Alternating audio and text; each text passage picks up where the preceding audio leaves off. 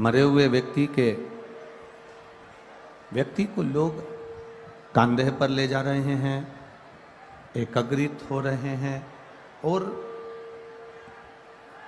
वहां सहानुभूति भी दिखा रहे हैं।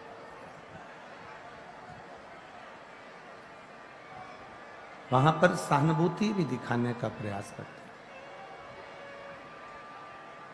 शिव कथा कहती है जैसे किसी के मरने के बाद लोग एकत्रित होते हैं, उसको कंधे पर उठाते हैं, उसको लेकर जाते हैं, कंधे पर उठाते हैं, उसको लेकर जाते हैं, उसकी सहानुभूति वो दिखाने का कार्य करते हैं। पर शिव महापुराण की कथा एक बहुत सुंदर बात कहती है कि किसी के मरने के बाद आपने उसको कंधे पर उठाया, बीच में से रास्ता दे दिया उसको जाने के लिए, उसके लिए मार्ग सुलभ कर दिया, उसके लिए राह बना दिया, उसके लिए रास्ता दे दिया, या उसको एकत्रित होकर संभाल कर कंधे पर रखकर उसको शमशान तक लेकर भी चलेगा। शिव महापुराण की कथा एक बड़ी सुंदर बात कहती है कि ये अगर मरने के बाद हम उसे कंधा दे रहे हैं, मरने के बाद उसको सहानुभूति दे रहे हैं, मरने के बाद उसको सहयोग कर रहे हैं, मरने के बाद हम एकत्रित होकर उसके लिए, उसकी आत्मा के लिए कामना कर रहे हैं, प्रभु से प्रार्थना कर रहे हैं, भगवान से विनती कर रहे हैं, तो क्यों ना मेरे देवादिदेव महादेव की कथा कहती है कि अगर वो जिंदा है, वो जीवित है, और जब तक वो अपने कर्म में लगा हुआ है, जीवित है, अपने कार्य में व्यस्त है, हम मरने के बाद भी तो उसको सपोर्ट करते हैं, हम मरने के बाद भी तो उसके कंधा देते हैं जब वो जिंदा रहे, और कहीं उसको अपनी जिंदगी में आपकी जरूरत पड़े तो मरने के बाद नहीं, शिव पुराण कहती है जीते जी सहयोग देने का प्रयास किया जाए, जीते जी किया। जब हम किसी भटके हुए व्यक्ति को, जिसने मार्ग से विचित्र हो गया, मार्ग छोड़ दिया, मार्ग से निकल कर चले गया, वो मार्ग उसको नहीं मिल रहा है, हमने उसको मार्ग दिखाया है, तो उसमें हमारी श्रेष्ठता है, उसमें एक हमारा एक आनंद है। शिव महापुराण की कथा करती क्या है? शिव महापुराण की कथा करने का कार्य क्या करती है कि ये भटके हुए को मार्ग दिखाने का कार्य करती है। अगर कोई मार्ग से भटक रहा है, कोई मार्ग से विचित्र हो रहा है, तो ये शिव पुराण उसको मार्ग पर लाने का कार्य करती है। हम कितनी बड़ी कामना करते हैं, धर्म की, बोलो जम के बोलो, धर्म की जय हो, अधर्म का प्राणियों में विश्व का कल्याण। अब हमने कामना करी कि विश्व का कल्याण, हम एक कामना करते हैं कि पूरे विश्व में शांति हो, पूरे विश्व का कल्याण हो, पूरे विश्व में शांति का माहौल हो, हर जगह पर शांति बनी रहे, विश्व का कल्याण हो जाए और विश्व में शांति बनी रहे। पर एक विचार करिएगा अपने भीतर, एक अनुभव अपने अंदर उतारिएगा, एक विचार अपने अंदर उतारिएगा। हम हमारे घर में 8 लोग रह रहे हैं, 7 लोग रह रहे हैं, 6 लोग रह रहे हैं, 4 लोग रह रहे हैं, हमारे भीतर हम कमा खूब रहे हैं, हम संपदा लाभी बहुत रहे हैं, 2-2 3-3 दुकानें हम चला रहे हैं, 2-2 4-4 व्यापार कर रहे हैं, बिजनेस कर रहे हैं या नौकरी कर रहे हैं, तो नौकरी के बाद भी हम साइड का कोई बिजनेस कर रहे हैं, कमा रहे हैं, पर हमारे भीतर वो शांति क्यों नहीं है? हमारे भीतर वो सुख का अनुभव क्यों नहीं है?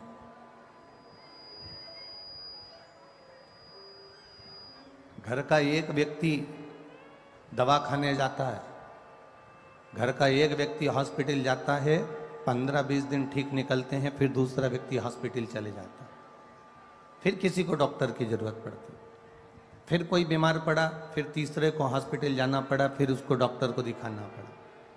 घर का छोटे से छोटा बच्चे से लेकर बड़े से बड़ा तक व्यक्ति डॉक्टर को दिखाने के लिए हर 1 महीने में, 2 महीने में, 4 महीने में, 6 महीने में, 3 महीने में, 5 महीने में जा रहा। कभी एक बात का अनुभव करिए, कभी अपने भीतर ये अनुभव करिएगा, कभी अपने भीतर ये बात उतारिएगा कि ऐसा क्या कारण है कि घर में पहले के लोग तो 30-30, 40-40, 50-50 साल, 60-60 साल तक अच्छे रहते थे, 70-70 साल तक अच्छे रहते थे, उनको डॉक्टर की जरूरत नहीं पड़ती थी। पर अब ऐसा क्या कार्य हो गया कि लोग 15-20 दिन में, 1 महीने में, 4 महीने में, 6 महीने में डॉक्टर के पास जाना पड़ता है, डॉक्टर के पास पहुंचना पड़ता है? कारण क्या है? उसका एक कारण है, हमारे भीतर की जो एनर्जी है, हमारे भीतर का जो बल है, हमारे भीतर की जो शांति है, हमारे भीतर का जो सुख है, वो शांति, सुख, एनर्जी हम अच्छी जगह पर खर्च नहीं कर रहे। एक प्रैक्टिकल कर देखिएगा। कभी आपको लगे कि सियोर वाला महाराज थोड़ी बहुत बात अगर अच्छी बोला है तो प्रैक्टिकल जरूर करना। 2 पौधे अपने घर में लगाना, 2 पौधे घर में लगाना। एक पौधे में पानी देना तो कुड़ कुड़ के देना, बस मेरे को ही पानी देना है, मैं ही करूं ये सारा काम और कोई नहीं कर सकता, और मैं क्या फालतू बैठी हूं जो पेड़ पौधे में पानी देती रहूं। कुड़ कुड़ के एक पौधे में पानी देना, और दूसरे पौधे में पानी देना तो बड़े प्यार से देना। कितना अच्छा पौधा है, जब बड़ा हो जाएगा ना तो इसमें फूल आ जाएंगे, बड़ा अच्छा लगेगा। दूसरे पौधे में जब पानी देना तो प्रसन्नता में देना, एक स्नेह के साथ, एक प्यार के साथ, एक प्रेम के साथ दूसरे पौधे में पानी दीजिए। एक पौधे में पानी देना तो थोड़ा कुड़ कर, थोड़ा क्रोध कर कर, थोड़ा गुस्सा कर कर, थोड़ा चिड़चिड़ कर कर, और दूसरे पौधे में पानी देना तो थोड़ा प्रेम रखकर, थोड़ा स्नेह रखकर, थोड़ी वात्सल्यता, थोड़ी करुणता रखकर।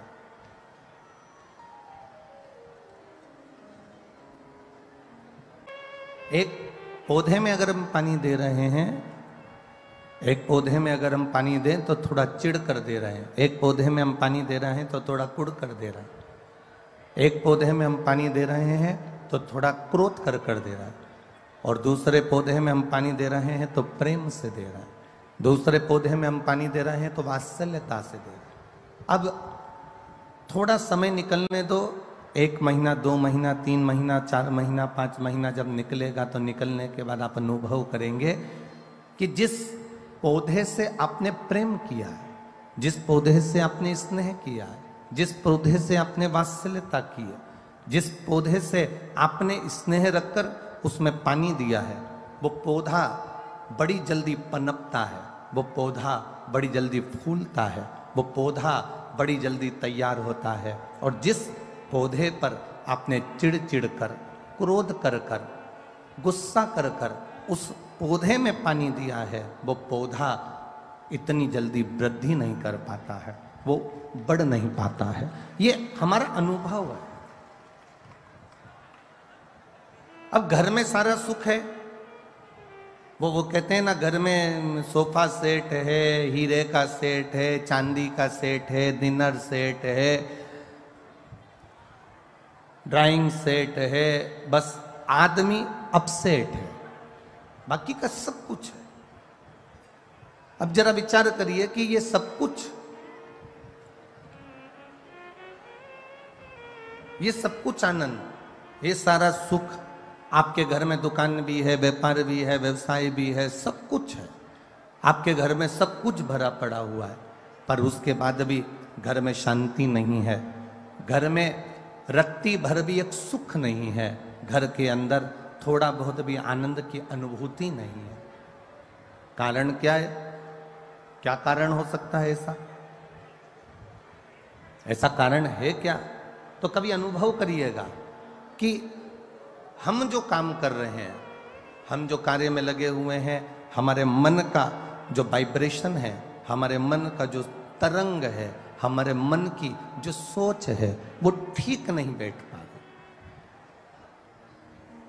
घर में रोटी बनाने वाली बहू बना रही है, घर में जेठानी रोटी बना रही है, देवरानी रोटी बना रही है, बहू रोटी बना रही है, उसका वाइब्रेशन से मतलब है एक बहू आई, उसने दाल रख दी, दूसरी बहू आई, उसने कुकर को उतार दिया, तीसरी बहू आई, उसने दाल को छोक दिया, चौथी आई तो मिर्ची काट के चली गई, पांचवी आई तो वो आलू उबाल कर चली गई, छठी आई तो उसने सब्जी को बगाड़ दिया, सातवीं आई तो एक ने आटा निकाला, फिर आई तो एक ने आटा उसना, और एक आई तो अपने पति के लिए 4 पराठे सेक के चली गई, और दूसरी आई तो अपने खुद के बच्चों के लिए रोटी का टिफिन बनाकर चली गई। अब ईमानदारी से बोलना, रसोई घर के अंदर जब तुम्हारी सोच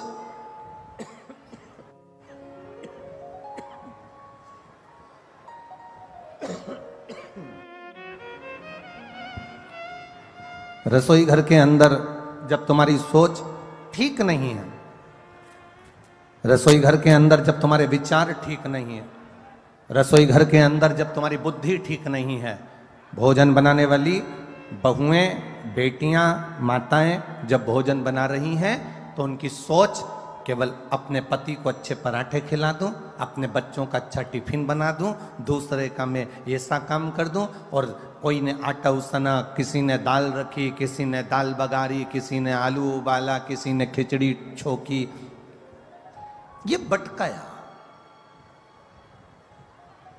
अब लोग कह रहे हैं कि घर में शांति नहीं है, सुख नहीं है, तो उसका केवल एक कारण है कि जो घर की माताएं जो भोजन बना रही हैं, उस समय पर उनकी चित्त वृत्ति, उनकी बुद्धि, उनका मन, उनकी एकाग्रता उस भोजन बनाने में नहीं है। आप में से कितने लोग हैं कभी मैनपुरी में कोई मंदिर का भंडारा हुआ हो तो आप लोगों ने पूरी सब्जी खाई हो? किस किस ने खाई है? जरा हाथ उठाओ, जरा खाई है? हमने भी खाई है हो? ऐसा नहीं कि नहीं खाई। कभी अनुभव करना, वो काशी फल की सब्जी, वो कद्दू की सब्जी, और इतनी मोटी मोटी पूड़ी, इतनी मोटी पूड़ी तुम्हारे घर में कभी नहीं बनी। इतनी ऐसी सब्जी, छिलके वाले कद्दू की, काशी फल की सब्जी तुम्हारे घर में छिलके वाली कभी नहीं बनी, पर भंडारे में वो छिलके वाली सब्जी बनती है, भंडारे में वो मिक्स वेज सब्जी बनती है, भंडारे में वो राम भाजी बनती है, भंडारे में मोटी मोटी पूड़ी बनती है। उसके बाद भी आप जब भोजन करते हो भंडारे का, वही भोजन अपने घर में जाकर बनाकर खाना, उसमें स्वाद नहीं आएगा, पर जो भंडारे में करा उसका स्वाद बढ़ जाता है। भंडारे के भोजन का स्वाद बढ़ गया, और तुमने जो घर में बनाया उसमें स्वाद नहीं आया। उसका कारण क्या था? उसका कारण क्या है? क्या हमारे घर में भोजन ठीक नहीं बनता? क्या हमारे घर में मसालों की कमी है? क्या हमारे घर में सब्जी की कमी है? क्या हमारे घर में वो तेल नहीं डलता जो भंडारे में डलता है? उसमें कोई चीज की कमी नहीं है। तुम्हारे यहाँ जो भोजन बन रहा है और मंदिर में जो भोजन बन रहा है उसमें एक अंतर है। मंदिर में जब भोजन बनता है, भंडारे का भोजन बनता है, तो हम ये भाव से बनाते हैं कि भगवान को भोग लगेगा, और घर में जो भोजन बनाते हैं हम इस भाव से बनाते हैं कि मेरे बच्चे का टिफिन अच्छा लगा दूं, मेरे पति के पराठे अच्छे बना दूं, उसके बाद जेठानी आएगी वो बनाएगी चली जाएगी, देवरानी आएगी वो अपना बनाएगी चली जाएगी, सास के लिए 4 रोटी सेक के रख देंगे। अब कोई सास से कहे कि तुम्हें भोजन क्यों नहीं भा रहा, कोई सास से कहे कि तुम रोटी नहीं खाती आजकल, तो सास कैसे कहे कि इस भोजन में स्वाद नहीं आ रहा? क्योंकि तुम प्रेम से देना भूल गई, तुम प्रेम का व्यवहार भूल गई, और तुम प्रेम से बनाना भूल गई। जिस दिन तुमने करुणा, प्रेम, वात्सल्यता से ये भोजन सिद्ध करा, उस दिन उस भोजन में अपने आप शुद्धता का भाव आएगा, सुंदरता का भाव आएगा, और उसमें स्वाद बढ़ता चले जाएगा। शंकर की कथा में ऐसा क्या तत्व है, शिव की कथा में ऐसा क्या रस तत्व है?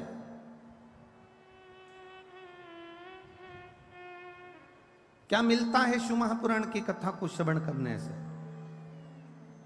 दुनिया के लोग कहें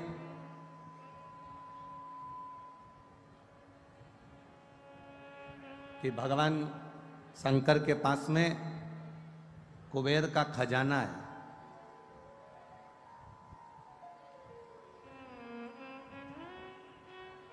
भगवान शिव के पास में ढेर संपदा है, इसलिए दुनिया के लोग शंकर भगवान की आराधना करते हैं।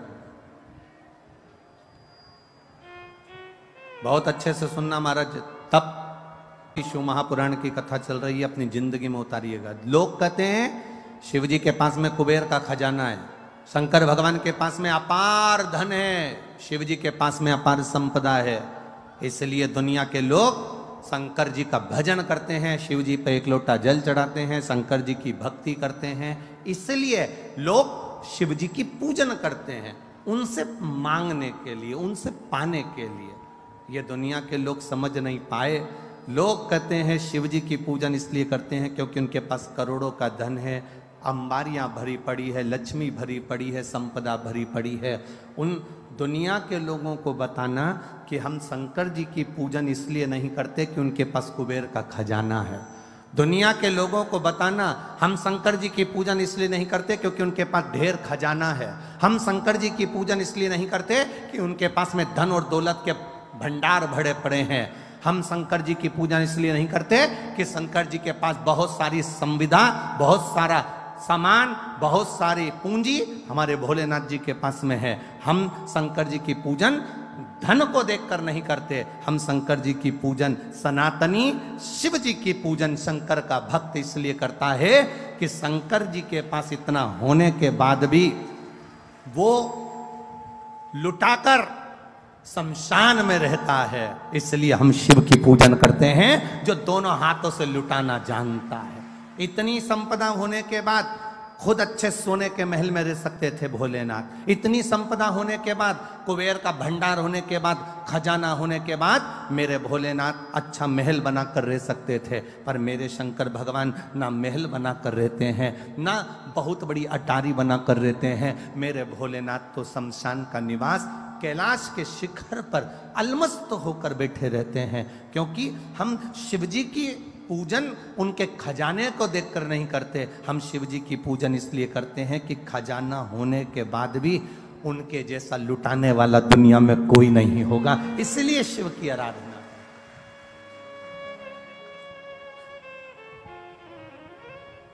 कौन होगा जो दुनिया में इतना खजाना लुटा देगा? आज के जमाने का व्यक्ति अगर कमाता है तो अपने बेटे को देता है, आज के जमाने का व्यक्ति थोड़ा बहुत कमा के लाता है तो अपनी पत्नी को देता है, आज के जमाने का व्यक्ति अगर कमा कर लाएगा तो अपने परिवार को देगा, पर मेरा ओघड़दानी, मेरा त्रिकालदर्शी, मेरा कैलाशी, मेरा अविनाशी, मेरा शंभु, मेरा शंकर अपने पास कुछ नहीं रखता, हमेशा दिया।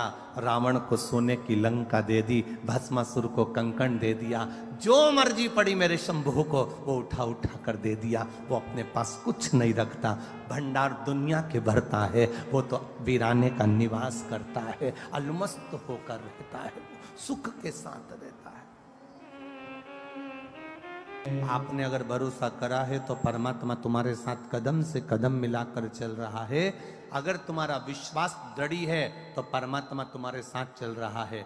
एक विश्वास और एक शंका, एक शक, ये दो चीजें बड़ी सावधानी की है। विश्वास भी सावधानी का है और शक भी सावधानी का।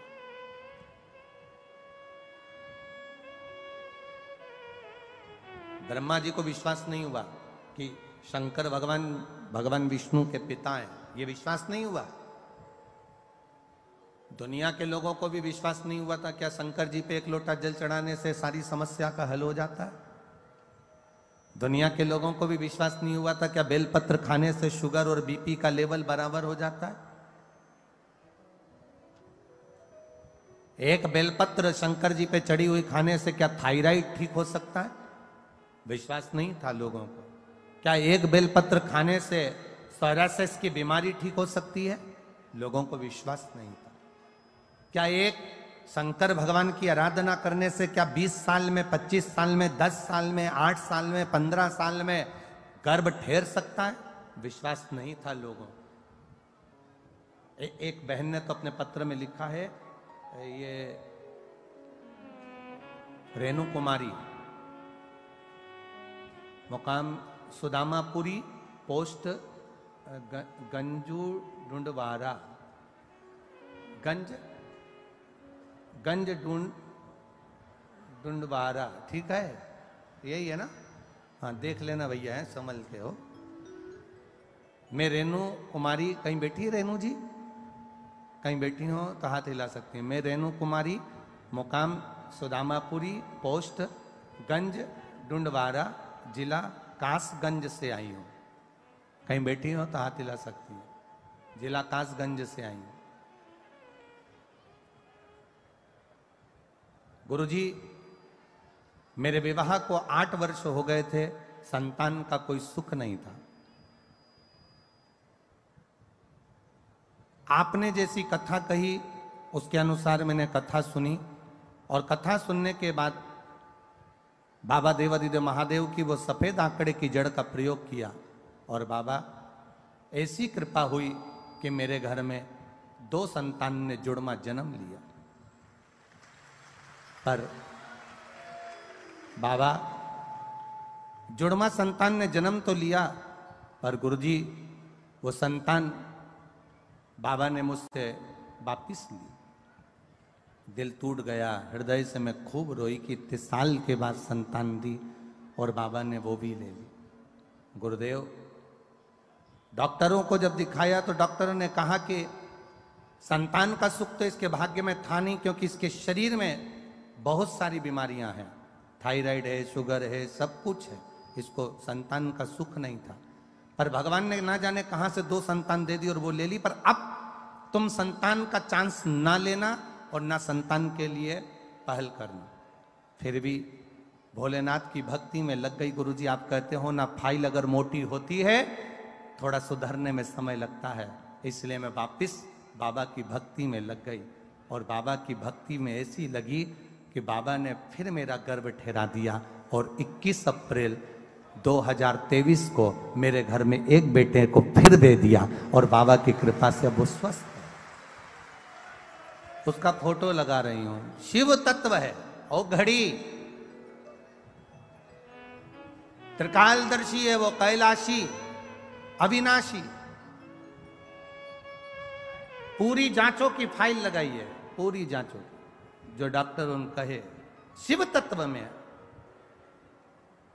एक विश्वास जागृत होना, एक दृढ़ता जागृत होना, एक भरोसा। लोग कहें एक बेलपत्री से क्या थायराइड ठीक हो सकता है? एक बेलपत्री से, शंकर जी पे चढ़े हुए जल से क्या रोग मुक्ति हो सकती है? शंकर जी पे चढ़े हुए जल से क्या हमारा दुख मिट सकता है? शिव जी के चढ़े हुए जल को पीने से क्या हमारी तकलीफें समाप्त हो सकती है? कभी जिंदगी में मौका मिले, सियोर वाले महाराज पर अगर भरोसा भी ना करो तो अपनी जिंदगी में गीता प्रेस गोरखपुर की एक शिव महापुराण की कथा, एक शिव महापुराण की पोथी हिंदी की खरीद कर लेकर आना, और उसको लाकर पढ़ना चालू करना। स्कंद पुराण खरीद कर लाना, उसको पढ़ना चालू करना। लिंग पुराण खरीद कर लाना, उसको पढ़ना चालू करना। उसमें आपको मिलेगा कि शंकर भगवान के शिवलिंग में वो बल होता है कि अच्छे अच्छी रोगों को भी चढ़ा हुआ जल उस रोग को भी समाप्त कर देता। ये शिव तत्व है। ब्रह्मदेव भगवान विष्णु जी से कह दिया, तुम्हारे पिता कौन है? भगवान नारायण ने कह दिया, मेरे पिता स्वयं देवादिदेव महादेव है। मेरे पिता भगवान शिव है। ब्रह्मा जी को विश्वास नहीं हुआ, ब्रह्मा जी को विश्वास नहीं हुआ। क्या नारायण के पिता शिव होंगे? एक बहू को सास बार बार समझाती है, हमारी सास ने हमको ऐसा किया, हमारे सास ने ऐसा किया, हमारी सास ने ऐसा किया, हमारे सास ने ऐसा किया, हमें ये तकलीफ आई, हमें ये तकलीफ आई, हमारी सास ने हमारी जिंदगी में ऐसा किया।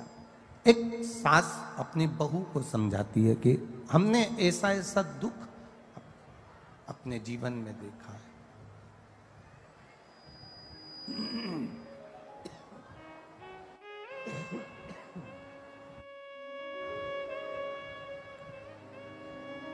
हमने ऐसा ऐसा दुख अपने जीवन में देखा है। हमारी सास का जो स्वभाव था, हमारे सास का जो स्वभाव था वो बड़ा कठिन था, बड़ा कठोर स्वभाव था। भगवान नारायण ने ब्रह्मा जी से कहा, भगवान नारायण ने ब्रह्मदेव से कहा कि मेरे जो पिता है ना भगवान शिव, वो साधारण नहीं है। ब्रह्मा जी ने भगवान विष्णु जी से कहा, अगर आप कहते हो कि शंकर भगवान आपके पिता हैं, भगवान ब्रह्मा जी कह रहे हैं अगर आप कह रहे हो कि भगवान शिव आपके पिता हैं, भगवान देवादिदेव महादेव आपके पिता हैं, तो ये तो बड़ी आश्चर्य की बात है, बड़ी विचित्र बात है। तो भगवान विष्णु ने कहा, क्यों आपको भरोसा नहीं है क्या, आपको विश्वास नहीं है क्या कि शिव मेरे पिता हैं? ये आपको भरोसा नहीं है, ये आपको विश्वास नहीं है? नहीं। एक किसी के घर में घुसना और एक किसी के दिल में घुसना, एक घर में प्रवेश करना और एक हृदय में प्रवेश करना बड़ा कठिन है।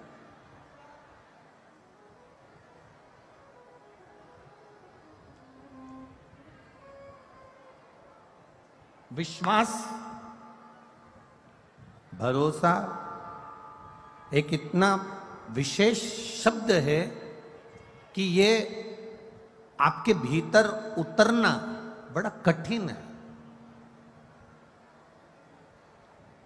दो चीजें बड़े सावधानी में रखिएगा, एक विश्वास, भरोसा,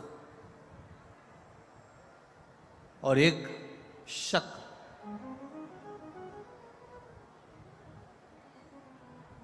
ये दो चीजें बड़ी ध्यान रखने वाली बात है। एक विश्वास, भरोसा, दूसरा है शक, दूसरा है शक करना। ये दो चीजें बड़ी विचित्र है। हर किसी व्यक्ति पर शक भी मत करो, क्योंकि हो सकता है कि वो ठीक हो और आप अपने मन से गलत सोच रहे हो। कोई जरूरी नहीं कि तुमने सोचा वो व्यक्ति वैसा निकल जाए। दूसरा नंबर पर है विश्वास, भरोसा इतनी जल्दी मत करना। एक शक भी इतनी जल्दी मत करना और एक भरोसा भी इतनी जल्दी मत करना। कोई तुमसे मीठी बात करे, बहुत प्रेम की बात करे, और तुम एकदम विचार कर लो कि यही पूरा, इस पे पूरा भरोसा, इस पे पूरा आपका दृढ़ता है। ना ना ना ना, शिव महापुराण की कथा कहती है दो चीजें थोड़ा सा कंट्रोल रखकर चलें, एक शक पर और एक विश्वास पर।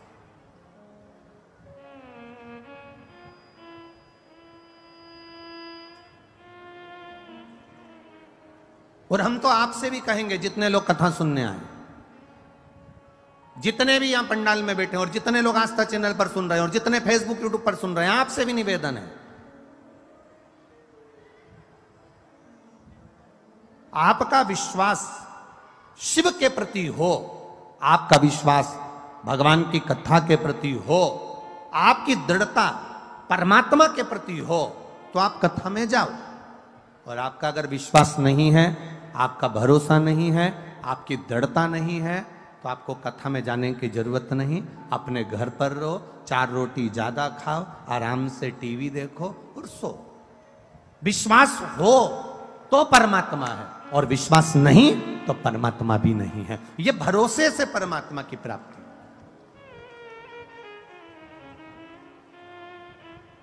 एक विश्वास के साथ अगर आप भगवान की भक्ति कर रहे हो, एक दृढ़ता के साथ आप भगवान का भजन कर रहे हो, एक विश्वास के अनुकूल आप भगवान की भक्ति को धारण कर रहे हो, आप विश्वास के साथ परमात्मा का भजन कर रहे हो, तो ये मानकर चलना कि परमात्मा तुम्हारे साथ में है।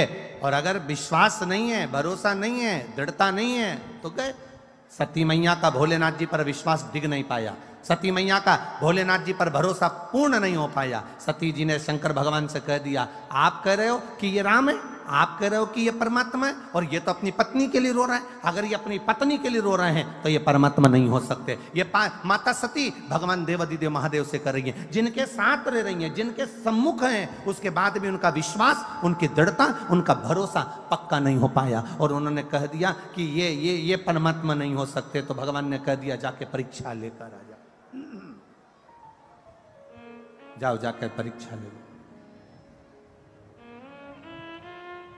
और सती मैया परीक्षा लेने के लिए गई। सती माता परीक्षा लेने के लिए जब गई, सीता जी का रूप रखकर उन्होंने परीक्षा ली, और भोलेनाथ जी को यह ठीक नहीं लगा, विश्वास टूट गया।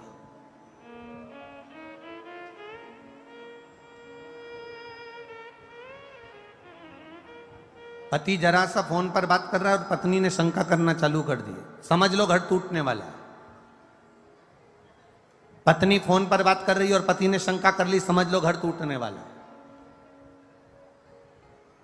बहू थोड़ी देर, छोटी बहू थोड़ी देर सास के पास बैठी तो बड़ी को शंका लगी, तो घर टूटने वाला। किस शंका में हम जिंदगी जी रहे? ब्रह्मा जी को विश्वास नहीं हुआ कि नारायण भगवान के पिता शिव हो सकते हैं, यह भरोसा नहीं, यह विश्वास नहीं। हमको भी भरोसा नहीं होता, हमको भी विश्वास नहीं होता है क्या शिव जी पे चढ़ा हुआ जल रोग से मुक्ति दे सकता है? क्या शंकर भगवान पे चढ़ी हुई बेलपत्र खाने से शुगर, बीपी बराबर रह सकता है? आप में से कई लोग बैठे होंगे जो बहुत दिन से शुगर के लिए बेलपत्र खा रहे होंगे, और आपकी भी शुगर लेवल में बाबल चला रहा होगा, दवाई की जरूरत नहीं पड़ रही होगी। ये उसके ऊपर है, भरोसे के साथ पाइए।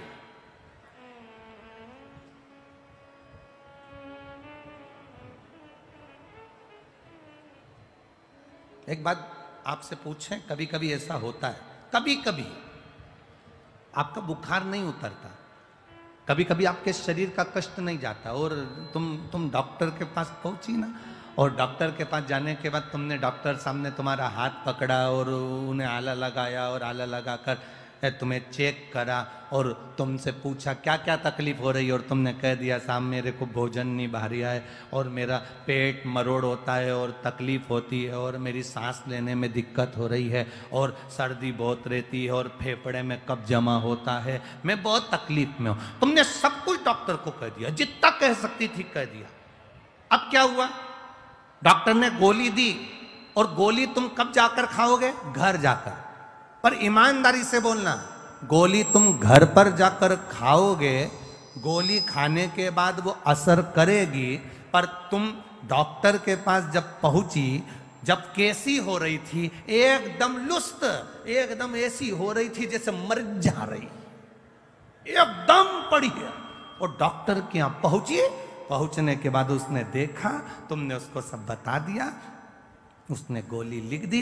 उसके बाद में तुम जब डॉक्टर के यहाँ से वापस जाती हो, गाड़ी में बैठ कर गई, तब तक तुम्हें इतनी अच्छे लगने लगता है कि मैं थोड़ी थोड़ी ठीक हो गई। केवल डॉक्टर ने नब्ज देखी, केवल डॉक्टर ने तुमसे पूछा, केवल डॉक्टर ने तुमको चेकअप करा, केवल डॉक्टर ने अभी तो गोली लिखी और खाई भी नहीं, अभी तो घर जाएगी खाएगी, उससे पहले ही घर आते से ही 2 घंटे के अंदर तो तनतनाट एकदम बढ़िया हो गई। अभी तो गोली खाई नहीं, गोली तो खाना खाएगी फिर खाएगी, पर उससे पहले तो ठीक हो गई। अर्थात कारण क्या था? क्या डॉक्टर के हाथ में क्या जादू था? क्या डॉक्टर के हाथ में कोई ऐसी एनर्जी थी जिससे तो ठीक हो गई? ना ना ना, शिव पुराण कहती है डॉक्टर के पास जाकर तुमने अपने दिल का जो गुब्बार था, अंदर की जो बात थी, जो जो तकलीफ हो रही थी, वो सारी तकलीफ तुमने डॉक्टर से कह दी।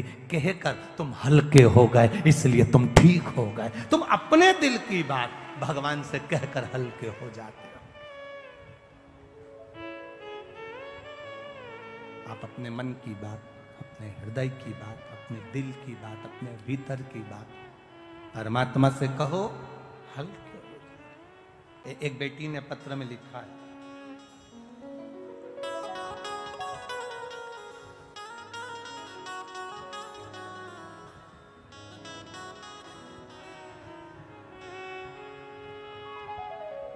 ज्योति श्रीवास्तव, पता हरदोई, पुल के नीचे, पिन नंबर 241001। कहीं बैठी हो, हाथ हिला सकती हो। ज्योति श्रीवास्तव, हरदोई, पुल के नीचे, पिन नंबर ये। कहीं बैठी हो तो हाथ हिला सकती हैं। ज्योति श्रीवास्तव।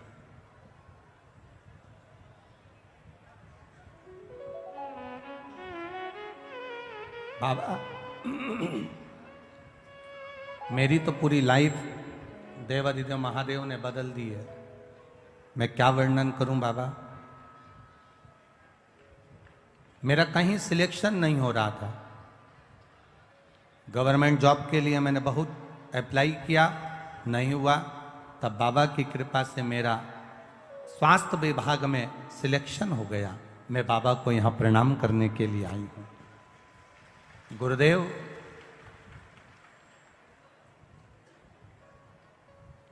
जब मेरा स्वास्थ्य विभाग में सिलेक्शन हो गया, पर नौकरी पर स्टे लग गया। जिन जिन को नौकरी मिली थी वो रुक गई और अदालत में केस पहुंच गया, पर स्टे खुला नहीं। तब वापिस पहले जल चढ़ाती थी, पशुपति व्रत नहीं करे थे, पर स्टे को खोलने के लिए मैंने पशुपतिनाथ का व्रत किसी ने बताया और मैंने करना प्रारंभ करा। बाबा की ऐसी कृपा हुई, बाबा की ऐसी दया हुई कि कोर्ट से 3 महीने भी पूरे नहीं हुए और स्टे हट गया और मुझे मेरी जॉब वापस मिल गई। इसलिए मैं बाबा को यहाँ प्रणाम करने के लिए आया। ये शिव तत्व, ये ओघड़ी, ये त्रिकालदर्शी, ये कैलाश, भक्ति इसी को कहते, भरोसा इसी को कहते, दृढ़ता इसी को कहते। सब कुछ छूट जाए, सब कुछ चले भी जाए, तो तुम्हारी दृढ़ता, तुम्हारा भरोसा, तुम्हारा विश्वास जाना नहीं चाहिए।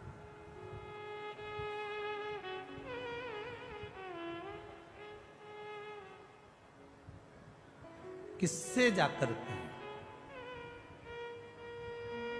ब्रह्मा जी कह रहे हैं कि भगवान विष्णु से कि आपके पिता शिव जी हैं। नारायण आप कह रहे हो कि आपके पिता शंकर जी हैं, और पर मेरा विश्वास नहीं कहता कि आपके पिता शिव जी होंगे। तो भगवान नारायण ने पूछा कि ब्रह्मा जी तुम कैसे कह सकते हो कि मेरे पिता शंकर जी नहीं है? तुम कैसे कह सकते हो? तब तुम बोल कैसे सकते हो कि मेरे पिता शिव नहीं है? कहा, मुझे एक कारण से लगता है। क्या कारण है? कहा, अगर शंकर जी आपके पिताजी होते तो उनके पास में तो ढेरों संपदा होती, क्योंकि आपके चरणों में लक्ष्मी पड़ी हुई है।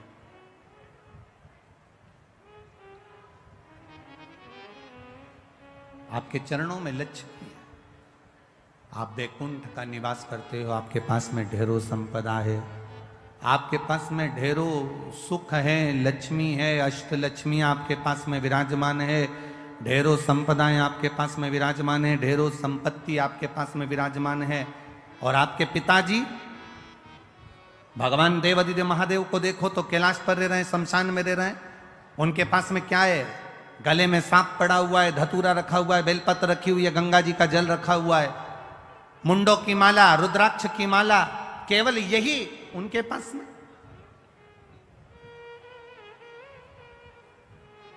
आपके अगर पिता शिव हैं तो शंकर भगवान को भी तो धनपति दिखना था, करोड़पति दिखना था, संपदावान दिखना था, वैभववान दिखना था। फिर वो कमजोर क्यों दिख रहे हैं? फिर उनके पास में ये कुछ संपदा, ये सत्ता, ये वैभव, ये सारा सुख उनको तो नहीं दिख रहा।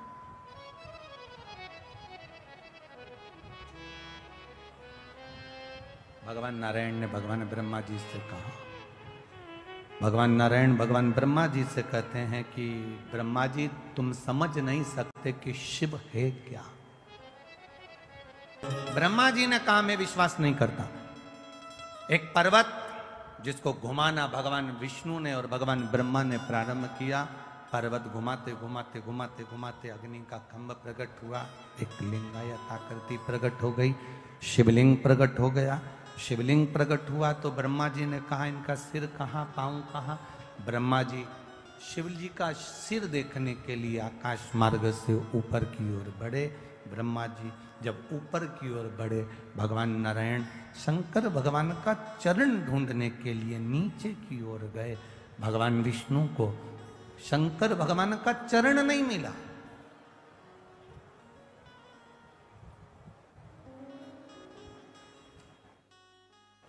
ढूंढ रहे हैं। भगवान विष्णु वापिस आ गए, ब्रह्मा जी से कह दूंगा चरण नहीं मिला। वापिस। और कितनी विद्वत्ता है मेरे नारायण में, कितनी विद्वत्ता भरी है मेरे भगवान विष्णु में। वो शंकर जी के चरण को ढूंढने के लिए गए। और ब्रह्मा जी की विद्वत्ता देखिए, वो शीश ढूंढने के लिए गए। सार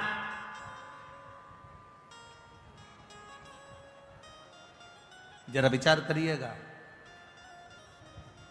पहले भी कथा में कहा है, आज फिर कह रहे हैं। पहले के समय में इतना बड़ा क्रीम का डब्बा आता था, ऐसा गोल मुंह का बड़ा सारा, उसमें से ऐसे क्रीम निकाल लो और अपने चेहरे पे लगा लो और डब्बा बंद कर दो। आज के जमाने में बड़े मुंह के डब्बे बंद हो गए। इतना बड़ा ट्यूब जैसा डब्बा आता है, पैकेट आता है ट्यूब का, और उसमें ऐसा ढक्कन लगा रहता है छोटा सा। उसको खोल लो और उसमें नीचे से उसको थोड़ा सा दबाओ, दबेगा तो ट्यूब बाहर आ जाएगा, निकालो और लगा लो।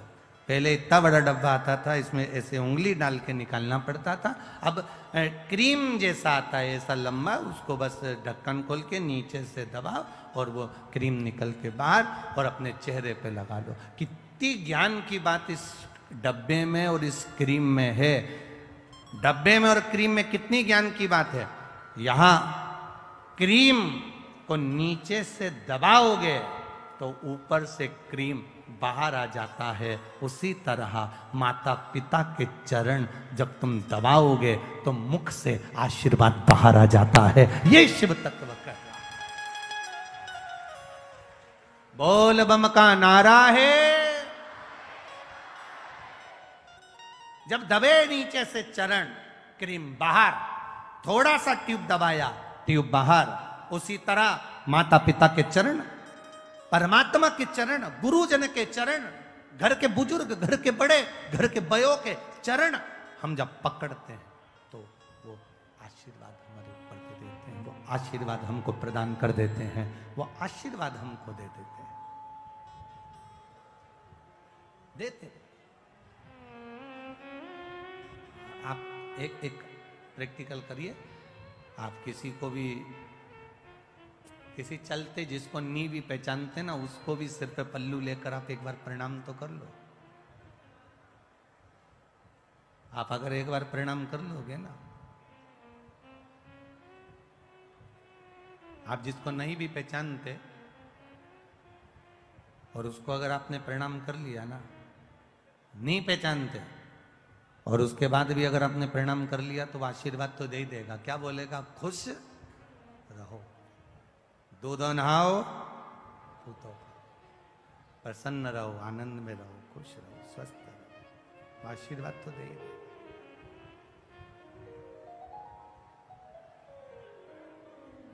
आप जरा विचार करिए, प्रणाम करने का फल कितना है, नमन करने का फल कितना है। आपने केवल प्रणाम करा, नी पहचाने तो भी आशीर्वाद दे दिया उसने। शिव जी के चरण ढूंढने के लिए भगवान नारायण गए, वापिस आए, ब्रह्मा जी गए, शीश नहीं मिला, गौ माता को लेकर आ गए, केतकी के फूल को लेकर आ गए, दोनों को लेकर सामने खड़े हो गए। भगवान विष्णु से पूछा कि चरण मिला? भगवान नारायण ने कह दिया नहीं मिला। शंकर भगवान के सामने भगवान नारायण ने एक शब्द सत्य का बोल दिया, इसलिए उनका नाम सत्य नारायण पड़ गया। और जो सत्य का संबोधन कहा तो शिव जी प्रसन्न होकर कह दिए, नारायण मुझे जो सबसे ज्यादा प्रिय है, सबसे ज्यादा पसंद है, वो सत्य तुमने मेरे सामने बोला है, इसलिए आज से तुम सत्य नारायण भगवान बनकर पूजाओगे। सारी दुनिया में तुम्हारी कथा सत्संग संकीर्तन होगा, तुम सत्य नारायण कहलाओगे। और उनका नाम सत्य नारायण हो गया, सत्य नारायण।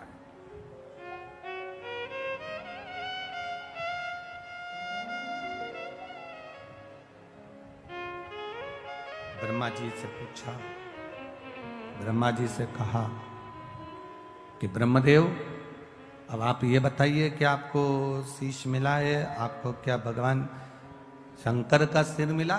ब्रह्मा जी ने कहा हाँ मिला। ना मानो तो गौ माता से पूछ लो। गाय से कहा शीश मिला है, गौ माता ने एक रोटी के लिए झूठ बोल दिया, झूठ बोला। शंकर भगवान ने श्राप दे दिया कि तेरा पूरा शरीर पूजाएगा पर तेरा मुख अपूज्य रहे।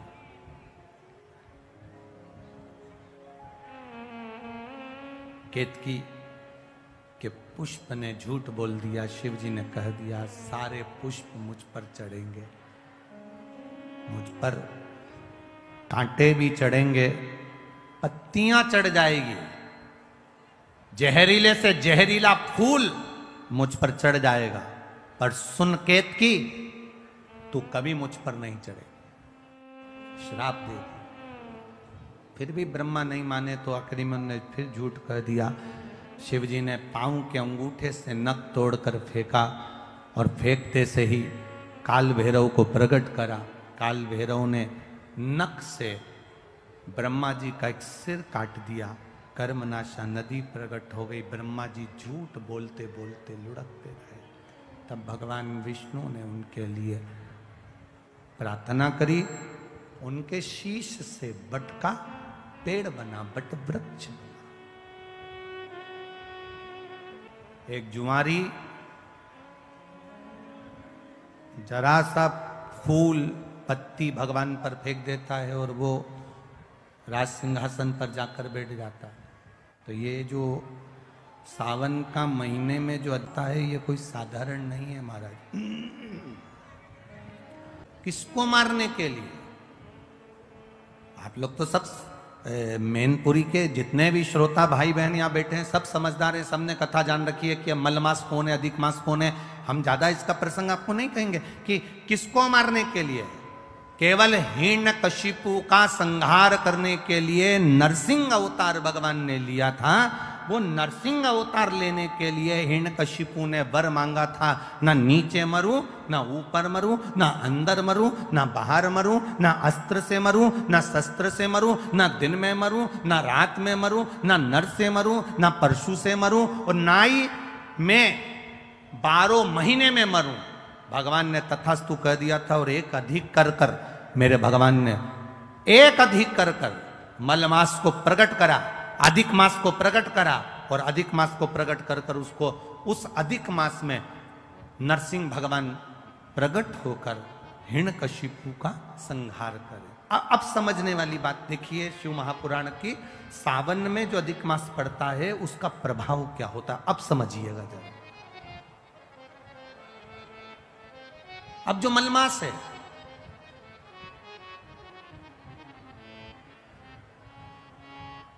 इसको मलमास कहते हैं। एक अधिक हो गया, 12 महीने से एक अधिक हो गया, मलमास।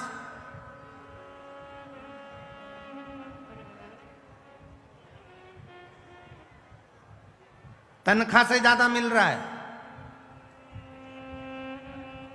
कभी कभी 40,000 रुपए तुम्हारी तनख्वाह है और 40,000 रुपए से ज्यादा कहीं से कमा कर कोई लेकर आया और अपनी पत्नी को दिया, और पत्नी पूछ ले जी ये कहां से आया, तो ये समझ लेना कहां से आया हो, स्मरण में रहिएगा।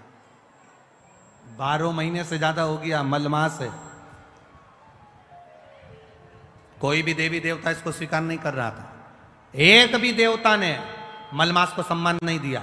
जहां से 12 महीने तो लोग सम्मान देते हैं, पर मलमास को कोई सम्मान देने को तैयार नहीं हुआ। मलमास रोता था, देवताओं के पास जाता था, प्रार्थना करता था, मेरा कल्याण करिए, मैंने नरसिंह अवतार धारण करा है, नरसिंह अवतार हुआ है मेरे मास में, तुम कृपा करो। मलमास को कोई नहीं पूछता, सब ईर्ष्या करते, सब नफरत करते, सब उसको पूछते नहीं। तब आखिरी में देव ऋषि नारद ने कह दिया, तुम एक काम करो, जैसे ही श्रावण का महीना आए, सावन के महीने में मलमास, तुम शंकर की आराधना में लग जाना।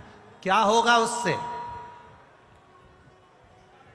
अगर सावन के महीने में मलमास कह रहा है, अगर मैं इतने समय से कर रहा हूं, कई साल निकल गए पर अभी तक भगवान ना मिले, अभी तक मुझे मेरा आदर ना हुआ, अभी तक मेरा सत्कार ना हुआ, और तुम कह रहे हो कि सावन के महीने का इंतजार करो। श्रावण का महीना जब आएगा तुम शिव की आराधना करना, शंकर भगवान तुम्हारा आदर भी कराएंगे, सम्मान भी कराएंगे। जो तुमको आज तक नहीं मिला वो देव अधिदेव महादेव तुमको दिला सकते हैं, वो दुनिया में कोई नहीं दिला सकता। जो शिव दिलाएंगे, जो घरदानी दिलाएंगे, वो कोई नहीं दिला सकता। करो सम्मान। मलमास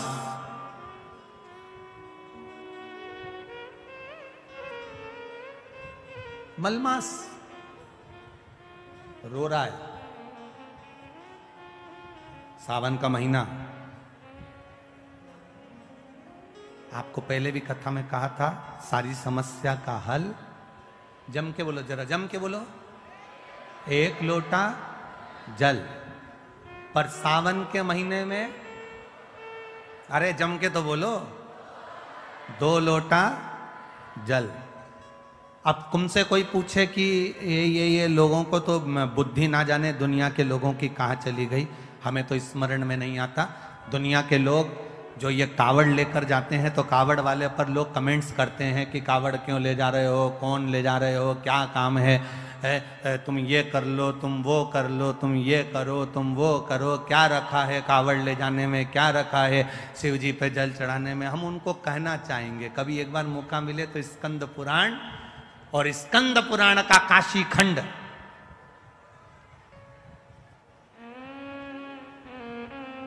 कभी मौका मिले तो स्कंद पुराण पढ़िएगा और स्कंद पुराण का काशी खंड पढ़िएगा। और कभी मौका मिले तो भगवान शिव के प्रागट्य की ये कथा, ब्रह्मा और विष्णु के घर्षण की कथा का स्मरण करिए, कभी मौका मिल जाए। कितना सुंदर कहा। मलमास जिसको लोग छोड़ दिए, अपशब्द कह दिए, ताने देते हैं, आड़ा टेढ़ा बोलते हैं, वो मलमास सावन के महीने में 2 लोटा जल लेकर शिव जी की भक्ति में बैठ गया, शिव की भक्ति, आराधना कर रहा, शिव जी की भक्ति कर रहा, आराधना कर रहा, 2 लोटा जल हाथ में लेकर बैठा है, आराधना। सावन का महीना पूर्ण होने वाला है और मलमास भगवान शिव की भक्ति में लगा तो शंकर जी के नेत्र खुल गए। शिव जी ने जाकर पूछ लिया, भगवान देवाधिदेव महादेव ने जाकर, भगवान शंकर ने जाकर पूछ लिया, आखिर बात क्या है। मलमास नेत्र बंद कर कर हाथ में जल लेकर बैठा, शिव जी को समर्पित करने के लिए शंकर की भक्ति में डूबा था, शिव नाम की भक्ति में तल्लीन।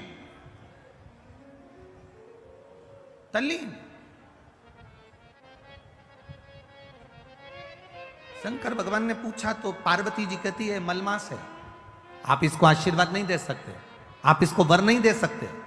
शंकर भगवान ने पूछा आखिर कारण क्या है, कब हुआ ये, तो कहा हिरण्यकशिपु को मारने के लिए 1 महीना अधिक करा था, 1 महीने को आगे बढ़ाया था। ये मलमास, ये अधिक मास 1 महीना आगे बढ़ा हुआ है, इसलिए लोग इससे नफरत करते हैं। शंकर भगवान ने कहा तो क्या हुआ, चिंता मत कर, मलमास के पास शिव जी गए। शंकर भगवान को आते हुए देखकर मलमास ने जल का पात्र ढोल दिया, जल का पात्र ढोल दिया। शिव जी ने पूछा, क्या चाहिए तुझको, क्या चाहिए, बोल। मलमास कहता है कि मुझसे लोग नफरत करते हैं।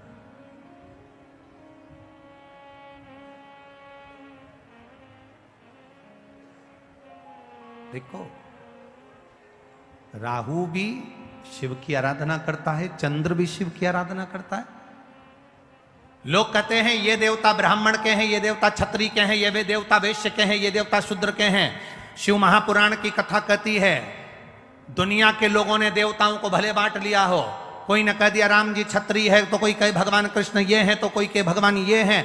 पर शिव महापुराण की कथा कहती है शंकर की आराधना करने वाला ब्राह्मण हो, क्षत्रिय हो, वैश्य हो, शूद्र हो, भगवान शिव को यह मतलब नहीं है। शंकर जी तो ये जानते हैं कि उसके हृदय में भाव कितना है और मुझे इसकी झोली में देना कितना है, ये शिव तत्व जानता है। उससे मतलब नहीं है मेरे महादेव।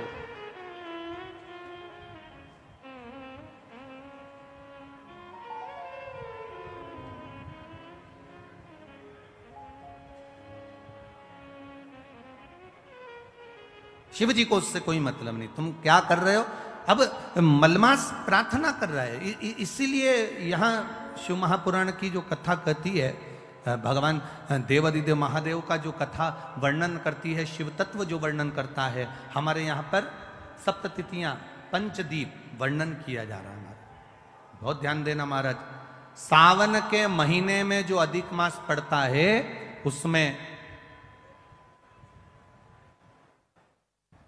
7 जगह अर्थात 7 तिथियां ऐसी हैं जिस दिन 5 दीप का वर्णन किया गया है हमारे शास्त्रों में। अब बहुत सावधानी से सुनिएगा। पहली है पंचमी तिथि। अधिक मास सावन का जब मेल हो, अधिक मास सावन के महीने में अगर पड़े और पंचमी तिथि आप अगर शुरू की, मतलब आज भी पंचमी है, मान लो आज की पंचमी अगर आप नहीं कर पाए तो अगली जो पंचमी आ जाए अधिक मास के महीने में, आप वो भी कर सकते।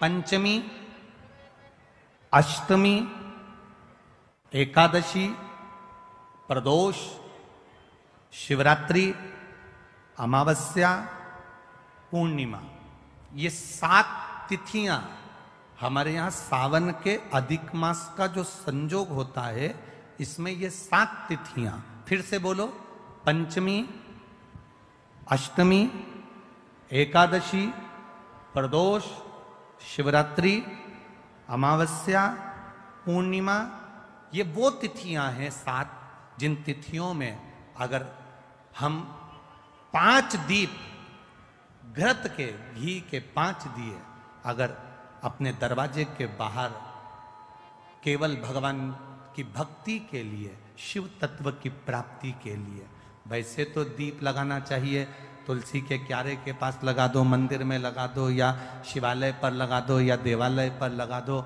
और इस कीचड़ पानी में अगर कहीं ना जा पाओ, अगर पानी वानी बरस रहा है, जगह जगह बहुत पानी है, भले इधर क्षेत्र में इतना ना दिख रहा हो पर अन्य क्षेत्रों में बहुत पानी है, तो कोई ना जा पाए तो भगवान का स्मरण कर कर उन दीप को भगवान के सामने प्रज्वलित कर कर 5 दिए इन तिथियों में, पंचमी, अष्टमी, एकादशी, प्रदोष, शिवरात्रि, अमावस्या और पूर्णिमा, जो सावन के महीने में अधिक मास पड़ता है, उसमें ये 7 तिथियों पर जो 5 दीप भगवान के सामने प्रज्वलित कर कर अपने दरवाजे के पास में बाहर की ओर रख देता है, उसके घर में कभी रोग, बीमारी और लक्ष्मी की कोई कमती नहीं होती, उसका जीवन सार्थक हो जाता है। पर सावन के महीने में अधिक मास के संजोग पर यह होता है।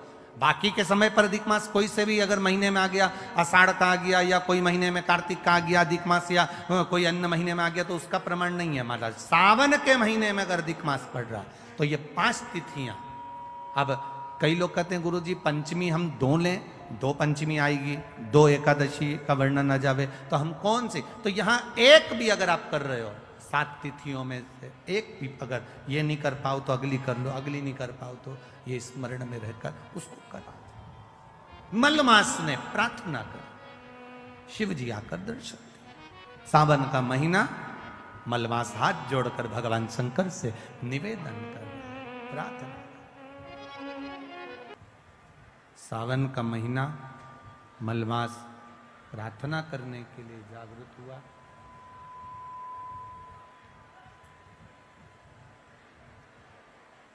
शिव जी ने आके दर्शन दिए।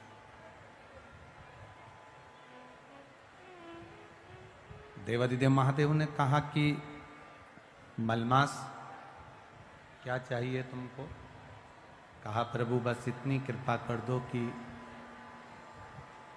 सारे देवता मेरा अपमान करते हैं, कोई मुझे पूछता नहीं, कोई मुझे सम्मान देता नहीं, कोई मेरा आदर करता नहीं, आप कृपा करेंगे सब। आप अगर दया करेंगे तो सब होगा। जा पर कृपा राम की होई, ता पर कृपा करे सबको। अगर आप कहेंगे तो सब कुछ हो सकता है। अब शिव जी ने कहा एक काम करो, चलो मेरे साथ, मेरे साथ चलो। भगवान नारायण के पास में लेकर चली गए और शिवजी मलमास को भगवान विष्णु के पास लेकर जा रहे हैं। जब पहुंचे भगवान नारायण के पास में, जब भगवान विष्णु के पास में, जब भगवान नारायण के पास में जब पहुंचे, नारायण ने जैसे ही देवादिदेव महादेव को देखा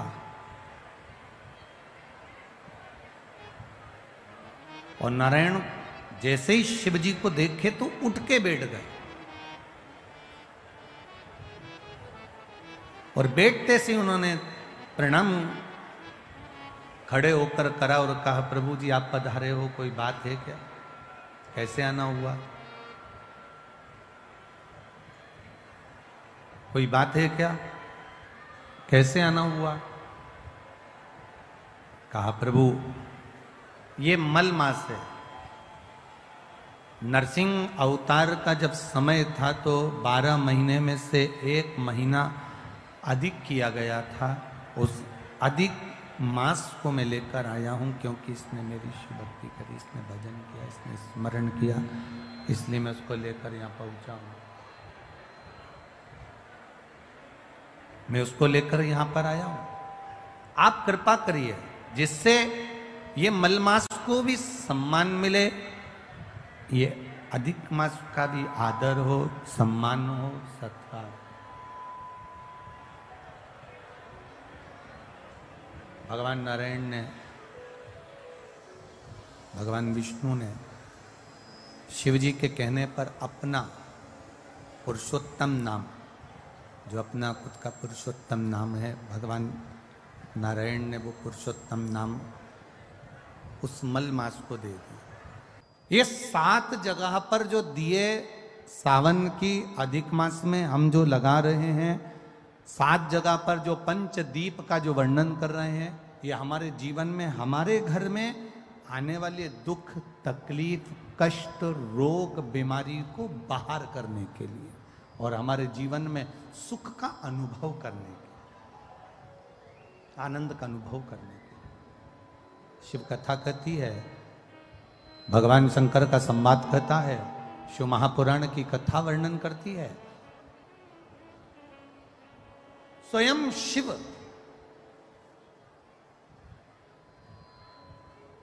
भगवान नारायण के कहने पर मलमास को भी वर प्रदान कर देते। स्वयं भगवान नारायण ने तो वर दिया, साथ में स्वयं देवादिदेव महादेव ने भी वर दिया। और महादेव ने कहा सुन मलमास, जिस समय पर घड़ी, पल, नक्षत्र, समय बदलते बदलते तो मलमास सावन के महीने में जब आएगा, सावन के महीने में जब तू पहुंचेगा और जो अपने हृदय से मेरी आराधना मल मास में, पुरुषोत्तम मास में, अधिक मास में करेगा, शिव जी कहते हैं उसकी जिंदगी में कभी कोई दुख मैं आने नहीं दूंगा। ये शिव तत्व की प्राप्ति, ये शंकर जी के मूल तत्व की प्राप्ति है, भगवान देवादिदेव महादेव की प्राप्ति का अंदर सहज नहीं है। शिव एक पहचान मेरे देवादिदेव महादेव के भीतर हो। जैसे आपको पहले भी कथा में कहा, शिव जी का नाम लेकर, भगवान शंकर का स्मरण कर कर आप डॉक्टर को दिखाओ, डॉक्टर जो दवाई दे उसको खाओ, जांच कराए डॉक्टर तो जांच कराओ, औषधि दे डॉक्टर तो औषधि खाओ, तुम्हारी मर्जी पड़े 50 जगह पर डॉक्टर को दिखाने के लिए जाओ और 50 जगह पर जांच भी कराओ, दवाई भी लाओ, डॉक्टर की दवाई पर भरोसा भी करो। पर शिव महापुराण की कथा कहती है, साथ में भगवान शिव का तत्व कह रहा है, शिव महापुराण की कथा कह रही है, साथ में शंकर जी पे चढ़ा हुआ एक लोटा जल और एक बेलपत्री का भाव अपने जीवन में उतारना प्रारंभ करिए। ये जीवन का सुख प्रदान कर देगा, ये जीवन का एक आनंद की अनुभूति करा देगा, सारी समस्या का हल बोल बम का नारा है। आवाज नहीं आई, जरा दम से बोलो, बोल बम का नारा है। एक बेलपत्र, एक लोटा जल का महत्व भगवान देवादिदेव महादेव वर्णन कर रहे हैं, शिव तत्व कह रहा, भगवान शंकर की कथा का आया समय, ब्रह्मा जी का सिर बड़ का पेड़ बन गया, बट वृक्ष बन गया।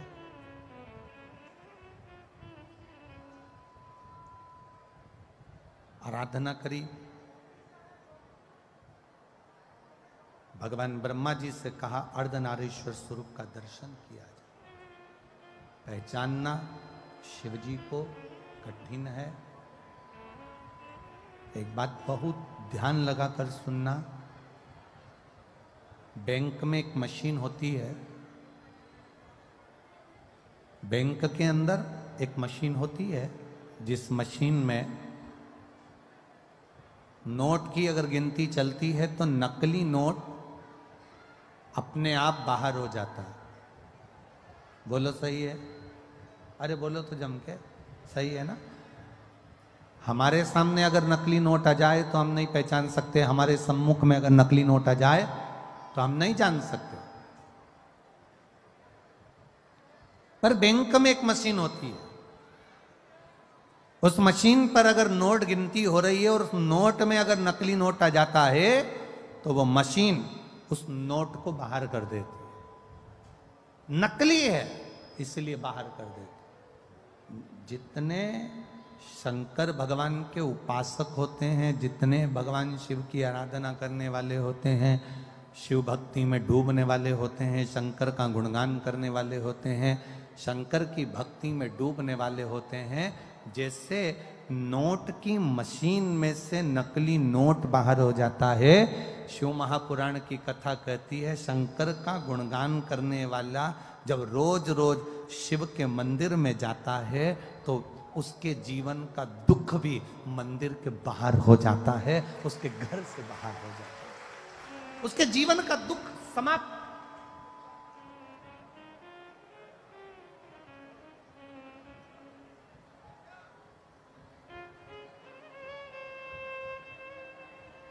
जिस दिन हमने ये विचार कर लिया कि हम दूसरे के दोष ना देखें, हम केवल उसके गुण देखें, उस दिन जिंदगी की एक व्यक्ति अपनी पत्नी से कहता है, सुनो, अरे सुनती हो?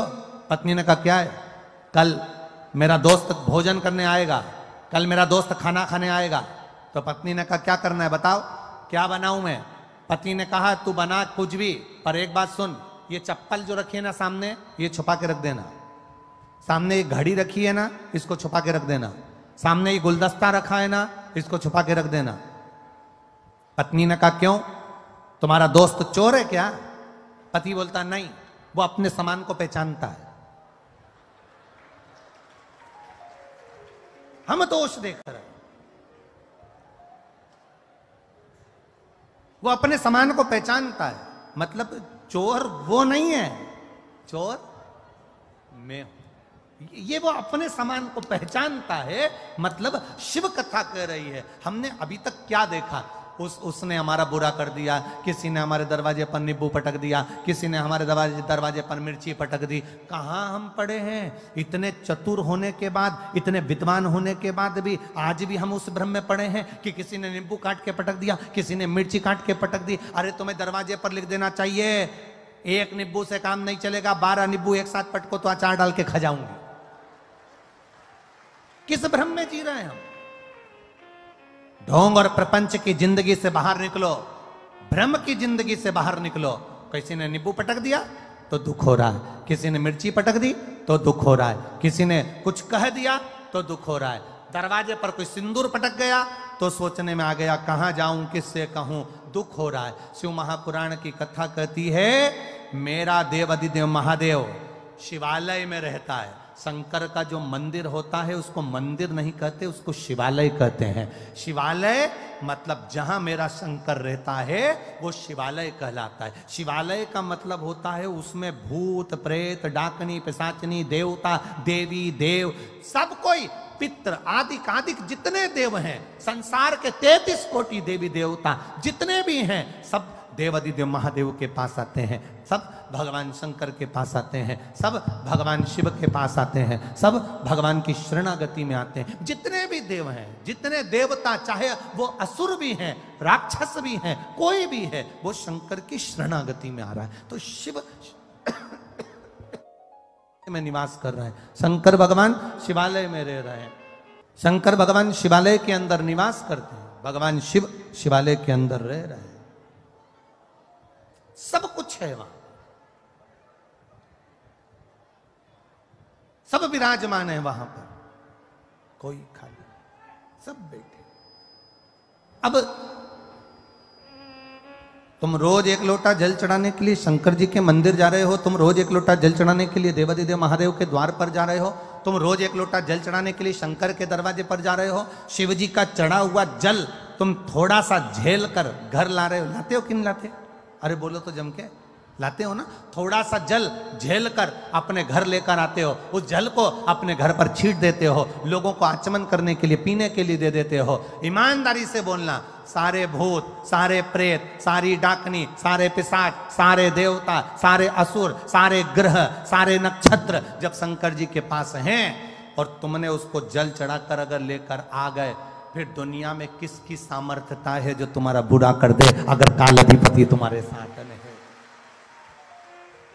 अकाल मृत्यु वो मरे जो काम करे चंडाल का, काल उसका क्या बिगाड़े जो भक्त हो महा काल का।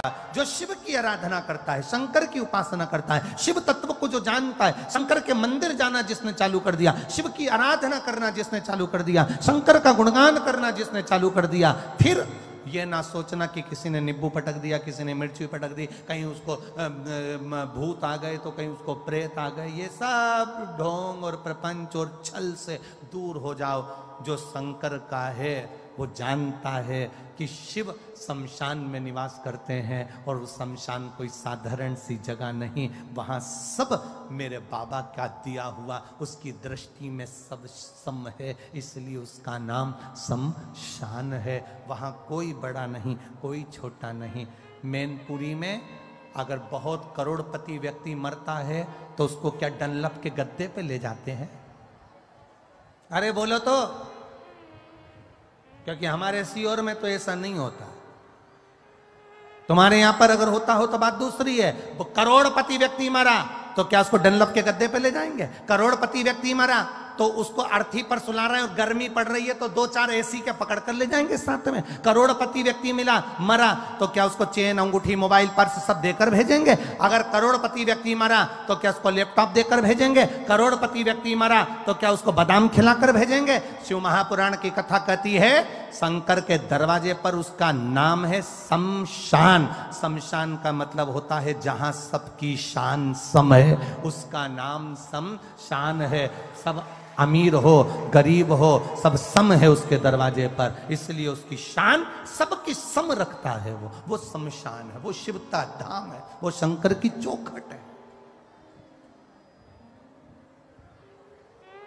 एक पत्र है, देखो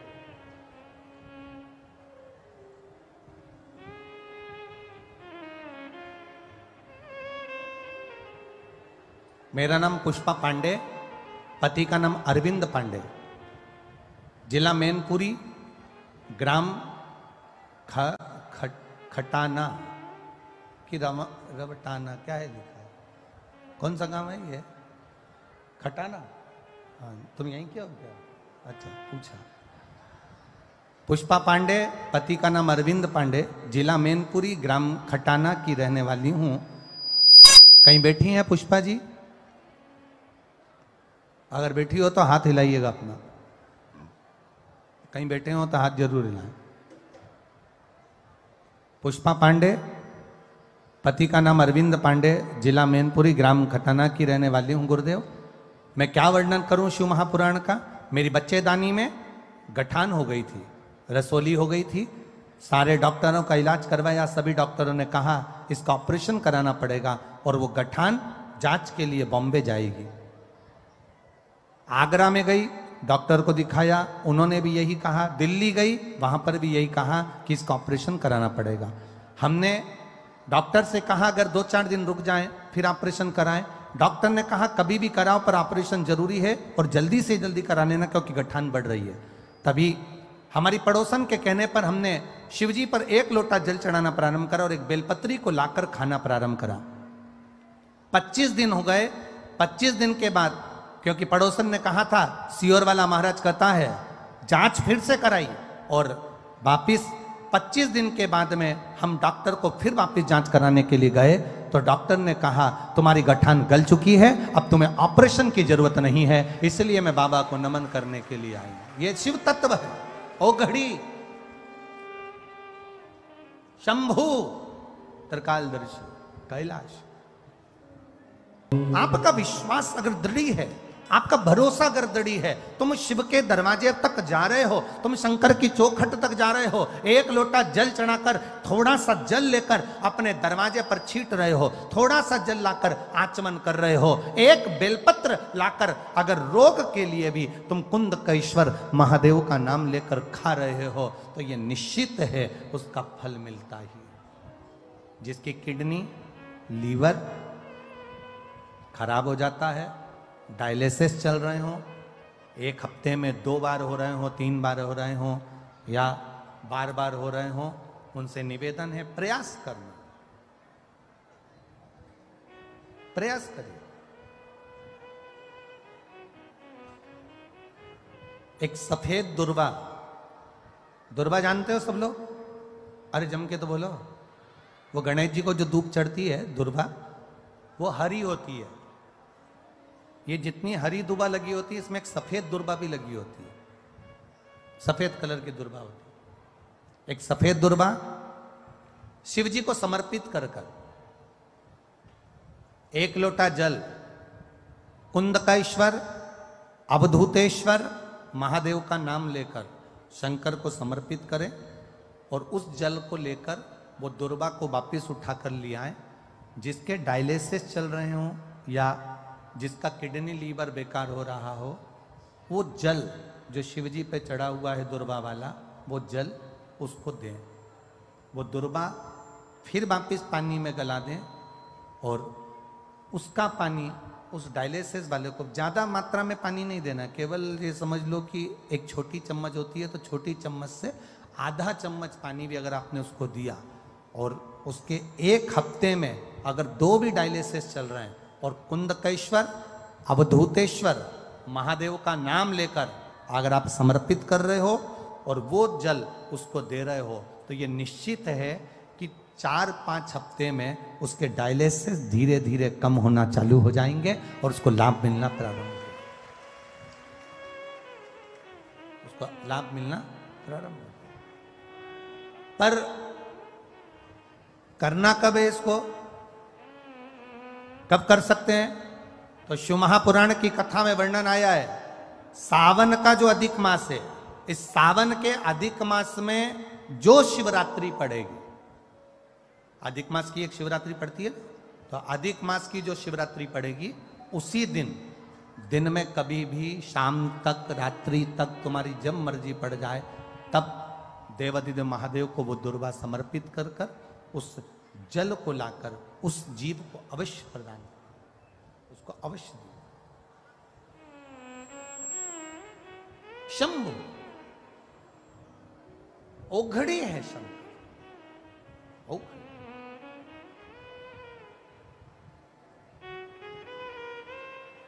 शिव कथा कहती है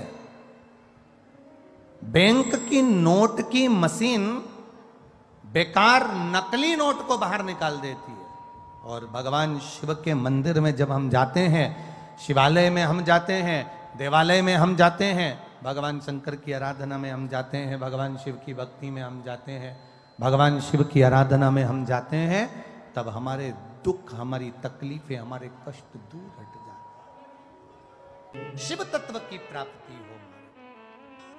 कहा सृष्टि की रचना करना,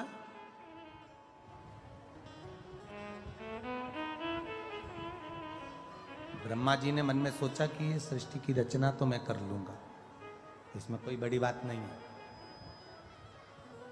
सृष्टि की रचना करना ये सरल सी बात है, मैं कर सकता हूं। ब्रह्मा जी के मुख से एक अहंकार का शब्द जो निकला, ये सृष्टि तो मैं बना सकता हूं।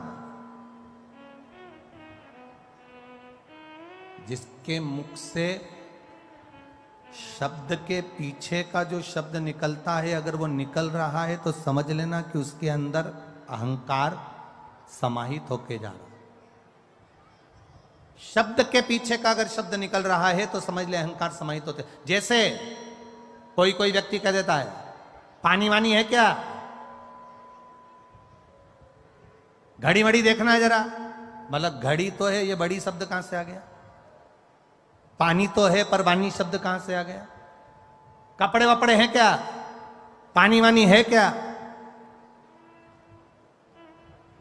रोटी वोटी है क्या, घड़ी वड़ी है क्या? कई लोगों की आदत होती है। प्रसाद वरसाद है क्या? अब ये प्रसाद तो है कि बरसात कहां से आ गया? घड़ी तो है, वड़ी कहां से आ गई? पानी तो है, वानी कहां से आ गई? कपड़ा तो है, वपड़ा कहां से आ गया? शिव महापुराण की कथा कहती है जिसके संबोधन में ऐसे शब्द के बाद में शब्द लगने लगे, पानी वानी है क्या, रोटी वोटी है क्या, घड़ी वड़ी है क्या, ऐसे शब्द के पीछे के जो शब्द व्यक्ति लगाने लगे, समझ लेना उसके भीतर अहंकार प्रवेश कर गया है। और जब शब्द के पीछे के शब्द आने लगे, तब अहंकार उसमें प्रवेश कर गया, तब समझ लेना कि एक ना एक दिन वो अब धीरे से कहीं ना कहीं ऐसी उलझन में उलझने वाला है कि वो कम से कम 10 साल तक सुलझने ही वाला नहीं है। ये शब्दों के संबोधन से पहचाना जाए। आपके घर में अगर बहू, बच्चे, बेटे, पति, पत्नी, कोई भी अगर ऐसे शब्द बोलता है, दादा, दादी, नाना, नानी, कोई ऐसे शब्द बोलता है, कोई भी शब्द, एक शब्द के पीछे का शब्द, क्यों रोटी वोटी है क्या, समझ लेना समय आ गया, गड़बड़ है, जरूर कोई ना कोई इसमें अहंकार समाहित हो गया। इसके शब्दों में जब अहम के शब्द जुड़ गए हैं तो ये बर्बाद करने वाले। घर में अगर कोई हमें वैसे तो मुझे लगता है कि मैनपुरी में ऐसा बोलते नहीं होंगे, बोलते हैं क्या? अरे बोलो तो जम के, नहीं बोलते? कभी भी बोलने में तो नहीं आता कि पानी वानी हो तो ला दो, देखो जरा रोटी वोटी क्या बनी है। दुकानदार के पास पहुंचे, कपड़ा वपड़ा है क्या अच्छा वाला?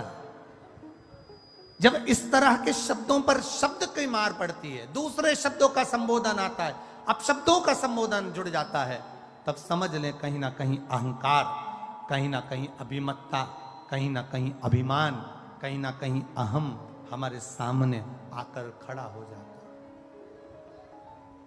अब जब वो अहम, अभिमान हमारे सामने आकर खड़ा होता है तो वो हमको धीरे धीरे धीरे धीरे बर्बादी की ओर लेकर चले जाता है, धीरे धीरे वो हमको नष्ट करने की ओर लेकर चले जाता। ब्रह्मा जी ने कहा, ब्रह्मा जी ने संबोधन कहा कि सृष्टि की रचना तो हम कर सकते हैं, इस सृष्टि की रचना में करने में हमें कोई दिक्कत नहीं है, सृष्टि की रचना हम कर सकते हैं। जैसे ही ब्रह्मा के मुख से जो शब्द निकला वो अभिमत्ता का शब्द था, तो भगवान शिव जी ने कह दिया आप सृष्टि की रचना करो, मना क्या। ब्रह्मा जी ने सृष्टि की रचना करी। ब्रह्मा जी ने जब सृष्टि की रचना करना प्रारंभ करा, सृष्टि की रचना करना जब ब्रह्मदेव चालू करे, तो सबसे पहले ब्रह्मा जी ने जो सृष्टि रची वो किन्नरों की सृष्टि की रचना करी। चारों तरफ किन्नरी किन्नर किन्नरी किन्नर, चारों तरफ किन्नर।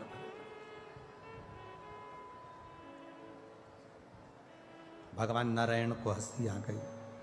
शिव जी ने देखा कि तुमने हंसा, अच्छा कार्य नहीं किया है महाराज, तुम हंसे हो, ये ठीक नहीं है।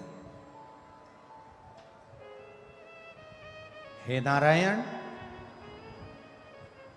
विकलांग पर, मंदबुद्धि पर, दुर्बल पर, बहुत मोटे व्यक्ति पर, छोटे नाटे से व्यक्ति पर, कोई हाइट में कम है, ठिग्गा रह गया, नाटा हो गया, उस व्यक्ति पर, मंदबुद्धि पर, कमजोर पर, शरीर से रोग से ग्रसित व्यक्ति पर, किन्नर पर 6 से 7 नाम हमारे शास्त्र वर्णन करते हैं। इन 7 लोगों पर जो हंसता है उसको एक जन्म उसी का लेना पड़ता है जिस पर वो हंसा है। एक जन्म उसको उसी का लेना पड़ता है। एक जन्म वो वैसा ही निकालता।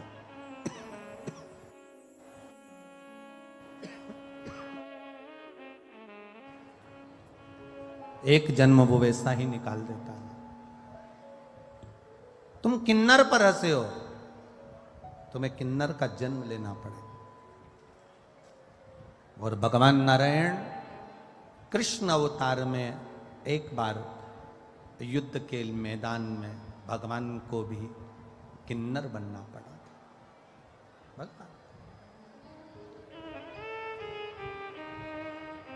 हंसे ना, किसी के दुख की घड़ी है तो हम क्यों हंस रहे हैं?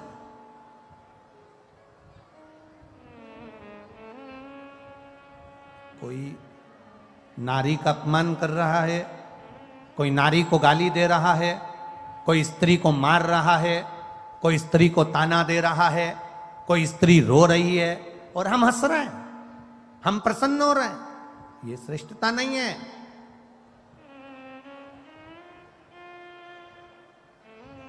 दुनिया के लोग कहते हैं द्रौपदी के कारण महाभारत हो गई, दुनिया के लोग कहते हैं सीता जी के कारण रामायण हो गई। जिन्होंने सही से महाभारत पढ़ी नहीं, जिन्होंने रामायण सही से पढ़ी नहीं, वो ऐसी बात करते हैं कि द्रौपदी के कारण महाभारत हो गई, सीता के कारण रामायण हो गई। जिन्होंने अगर अच्छे से महाभारत पढ़ी होती, जिसने अच्छे से रामायण पढ़ी होती, तो उनको अंदाजा लग जाता कि ये रामायण, ये महाभारत द्रौपदी और सीता के कारण नहीं हुई है। ये महाभारत केवल नारी का सम्मान नहीं हुआ इसलिए महाभारत हुई, और नारी का सम्मान नहीं हुआ इसलिए रामायण हुई। अगर स्त्री का सम्मान होना चालू हो जाए, नारी का सम्मान होना चालू हो जाए, नारी को आदरणीय शब्दों से संबोधन होना चालू हो जाए, नारी का आदर होना चालू हो जाए, नारी का सम्मान होना चालू हो जाए, तो ना कभी जिंदगी में महाभारत होती है, ना कभी जिंदगी में रामायण होती है। ये नारी का जब अपमान होता है, घर में स्त्री को अपशब्द कह देना, पत्नी को आड़ा टेढ़ा कह देना, घर की माता को अपशब्द कह देना, घर की बहन बेटी को अपशब्द कह देना, किसी नारी को अपशब्द कह देना, जब हम नारी का आदर नहीं कर पाते, नारी का सम्मान नहीं कर पाते, तब महाभारत भी होती है और रामायण भी होती है। ये स्त्रियों के, ये नहीं कि स्त्रियों के कारण हुई, कारण केवल तुम्हारा था, तुमने सम्मान नहीं दिया, तुमने आदर नहीं किया। शिव कथा कह रही, भगवान नारायण को अर्धनारीश्वर, भगवान नारायण को उसी समय पर भगवान शंकर ने अर्धनारीश्वर स्वरूप का दर्शन दिया है। भगवान ब्रह्मा विष्णु महेश तीनों पधार रहे हैं। जोरदार ताली बजाकर स्वागत वंदन अभिनंदन करें। सभी को हर हर